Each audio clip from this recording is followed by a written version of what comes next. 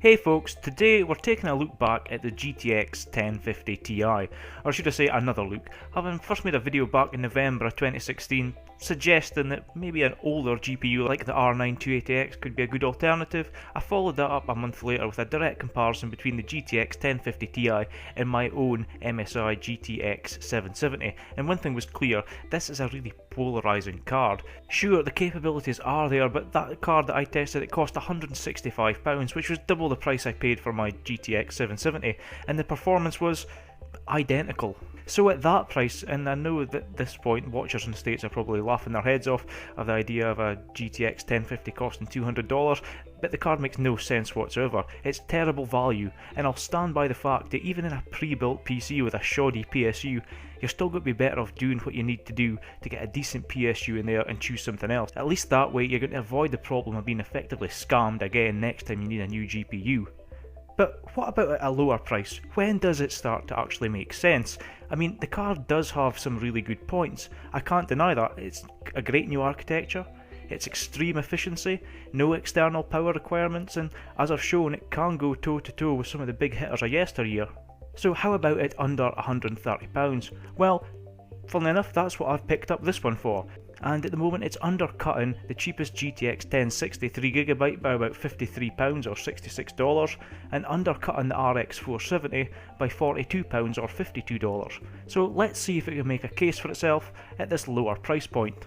For comparison, we're going to be putting it up against the king of value in my opinion, the R9 280X, which can be had for between £80 and £100 here, and we're going to be using the usual test setup of a Core i5 4590 with its 4 cores locked at 3.7 GHz and 8GB of DDR3 RAM.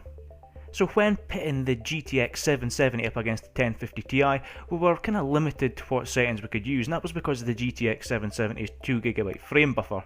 This time though, with the R9 280X having 3GB, and the fact that time and driver optimization has been really kind to the 280X, we're going to be able to run our benchmarks at higher detail settings and see how the 1050 Ti compares when things start to get pushed a little harder. All of the tests done today are going to be run at a resolution of 1920 by 1080, and first up we're going to start with Crysis 3 on the high preset with FXAA turned on and 16 times anisotropic filtering. We've run through the Welcome to the Jungle chapter, which features a good mix of playstyles and environments, and the GTX 1050 here returned a very healthy 63 FPS. Running through the same chapter again on the 280X, we averaged out only slightly higher at 66. Next up is GTA 5 on the very high presets. On both cards, I've got to say that the game looks absolutely fantastic, with a lot of the eye candy that couldn't be turned on when testing with the GTX 770 present and correct thanks to that larger frame buffer. This time the GTX 1050 Ti averaged 5 frames higher than the R9 280X. But while the average frame rate was higher, the lowest frame rate was actually over 10 frames per second lower. This led to slightly more instances of stutter during gameplay, which did kind of detract from the gameplay experience. But overall, both cards were very close, and to be perfectly honest, I'm sure with tweaking a few of the settings, we'll be able to find a little workaround for that stutter.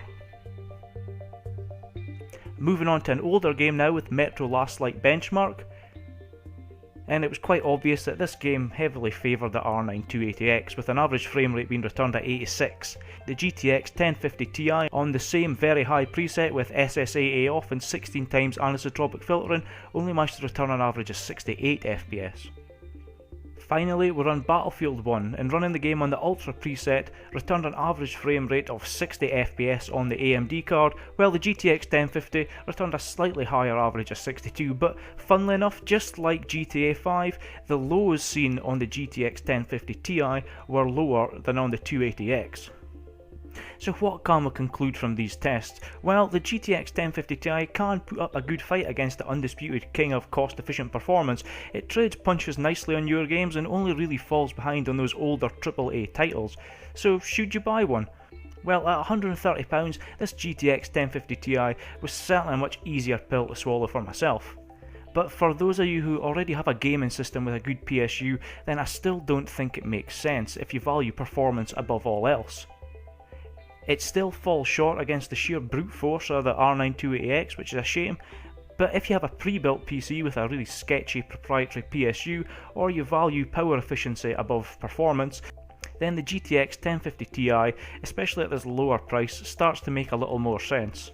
and I'm glad it's starting to make a little bit more sense. Sure, my personal opinion would probably favour the little bit extra you pay for the RX 470, that in terms of performance there's no comparison between the GTX 1050 Ti and that, but the prices are dropping, and the more distance that Nvidia puts between the 1050 Ti and the cost of the RX 470, then the easier it is to recommend the 1050 Ti.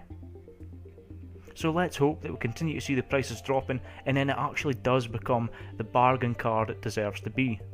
So that's it for me, folks. Thanks for watching this video comparison.